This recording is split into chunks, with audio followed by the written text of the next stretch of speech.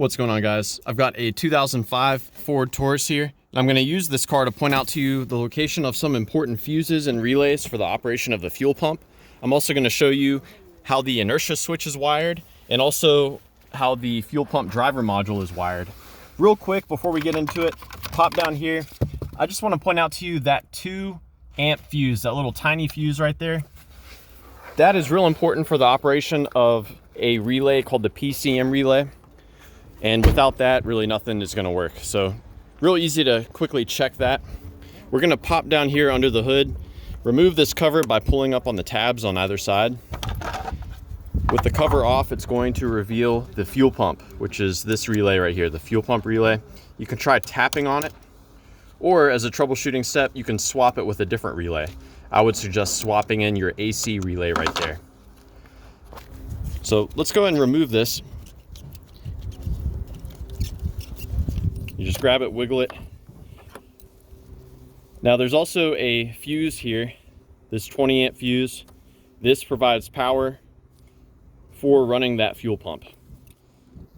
So that power comes in through this pin right here. This pin receives a constant ground. You should always see a ground there no matter what. And this pin receives power when your PCM relay engages, which is this relay right here. When this relay engages, a lot of other components are powered on, including this fuel pump relay. And when the relay is energized, it takes power from this pin and it sends it into this pin. This pin goes to your inertia switch. So I'll show you that. The inertia switch, its function is to detect impacts. And when it detects an impact, it trips and it cuts power to the fuel pump. So it's a safety device. So this is it right here. It's going to be behind this little cover. And if it's triggered, you'll see this piece at the top popped up. You can push it back down, make sure you don't have any fuel leaks.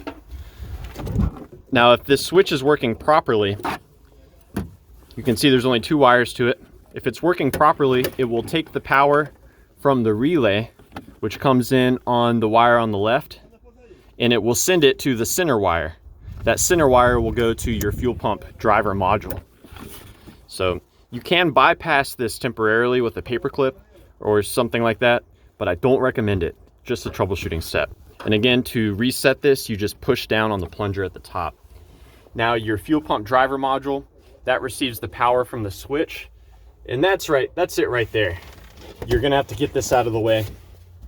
Let's take a closer look at it and I'll identify the wiring for that.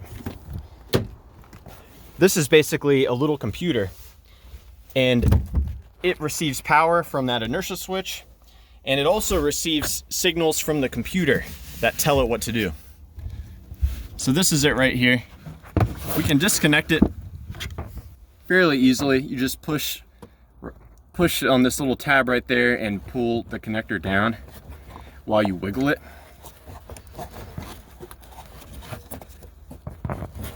Easier said than done. So there we go. There's the tab that you push down. And as far as the wiring goes, the 2 wires that go to the fuel pump are going to be the white red wire that carries power to the fuel pump.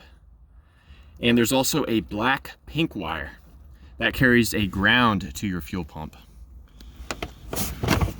The wire from the switch is the pink black wire that carries power from the inertia switch. And there's also a solid black wire which receives constant ground. There are 2 other wires that are in communication with the computer, the module. That's going to be the blue-orange wire and the green-yellow wire. So yeah, I hope this was helpful information. Please be sure to let me know if you have any questions, or more importantly, if you've got any advice about troubleshooting the fuel pump on your Taurus.